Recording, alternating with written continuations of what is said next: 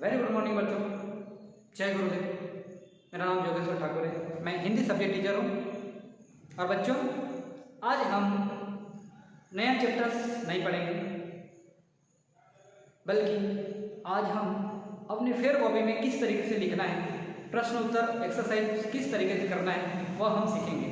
तो बच्चों आइए आज कॉपी वर्क। हेलो बच्चों, जय गुरुदेव।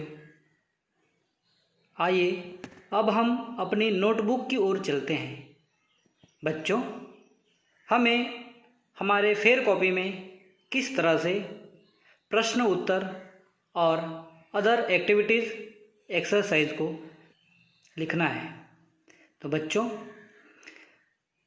आप लोगों को पता ही है कि अपनी कॉपी में पेज नंबर और डेट लिखने के लिए एक कॉलम दिया हुआ रहता है, जैसे आप लोगों को दिख रहा होगा।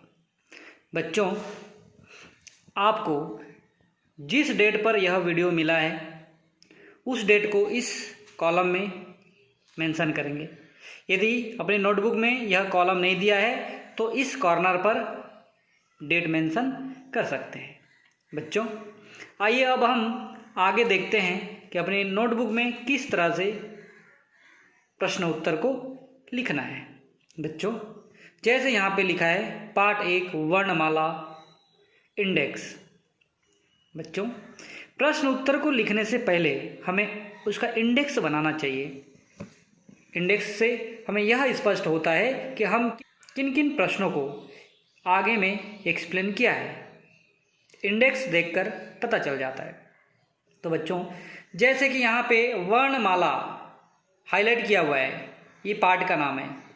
फिर इंडेक्स, इस तरह से हमें स्पष्ट होना चाहिए कि हमने किन किन टॉपिक को आगे में एक्सप्लेन किया है। जैसे फर्स्ट नंबर है हिंदी भाषा के स्वर एवं व्यंजन वर्णों को लिखिए। दूसरा है रिक्त स्थान पूर्ति कीजिए। तीसरा क्वेश्चन है शब्द बनाइए। चौथा है निम्नलिखित में से व्यंजन वर्णों को रेखांकित कीजिए। तो बच्चों, ये हुआ इंडेक्स। अब हम आगे देखते हैं प्रश्नों को किस तरह से एक्सप्लेन किया है।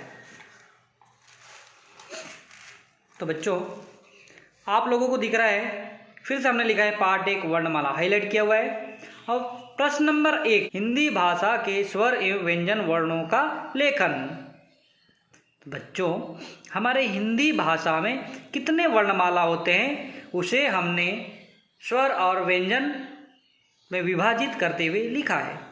जैसे कि हिंदी भाषा में कुल कितने वर्णमाला होते हैं उसे स्वर और व्यंजन वर्णों में विभाजित किया है और हमने यहाँ पर लिखा है। बच्चों, आप लोगों को दिख रहा होगा स्वर वर्ण, कितने स्वर वर्ण होते हैं उसे हमने यहाँ पर लिखा है। और एक अनुस्वर एक विसर्ग होता है उसे भी हमने लिखा है और यहाँ पे हाईलाइट किया हुआ है। इससे हमें पता चलता है अनुस्वर होता है, अ विसर्ग होता है और बाकी के 11 स्वर होते हैं। उसी तरह से व्यंजन वर्णों भी हमने यहाँ पे डिफाइन किया है बच्चों, हाईलाइट किया हुआ है। कुल कितने व्यंजन वर्ण होते हैं, उसमें से कितने संयुक्त व्यंजन होते हैं और कितने अतिरिक्त व्यंजन होते हैं उसे हमने यहाँ पर हाईलाइट किया हुआ है। बच्चों, आप लोगों को भी अपने नोटबुक में इसी तरह से हाईलाइट करना है। नेक्स्ट क्वेश्चन है बच्चों, रिक्त स्थान को भरिए। बच्चों, जहाँ पर हमने रिक्त स्थान को भरा है वहाँ पे हाईलाइट किया है। इसी तरह से आप लोगों को भी अपने नोटबुक में हाईलाइट करना है या तो फिर अंडरलाइन करना है बच्चों। ओके, क्लियर है? आगे देखिए थर्ड क्वेश्चन। बच्चों, प्रश्न नंबर 3 में है निम्न वर्ण से शब्द बनाइए। तो कुछ वर्ण दिए हुए हैं, उन वर्णों से हमें शब्द बनाना है बच्चों। जैसे मैंने ट से टमाटर बनाया, उसी तरह से आपको और अपने से ट शब्द से, ट वर्ण से एक शब्द बनाना है। उसी तरह से हमने जितने भी वर्ण दिए हुए हैं उन वर्णों से 2-2 शब्द बनाना है बच्चों। ओके, अंडरस्टूड, क्लियर है? आइए आगे हम देखते हैं 4th नंबर क्वेश्चन में निम्नलिखित वर्णों से व्यंजन वर्णों को रेखांकित कीजिए। तो बच्चों यहाँ पे स्वर और व्यंजन वर्ण मिक्स किए हुए हैं, मिलाकर लिखे हुए हैं। तो इनमें से कौन कौन से व्यंजन वर्ण होते हैं बच्चों, उनको रेखांकित करना है, उनके नीचे अंडरलाइन करना है, और हो सके तो आप उन्हें हाईलाइट कर सकते हैं जिस तरह से हमने किया है। इस तरह से हमें अपने फेयर कॉपी में लिखना है बच्चों।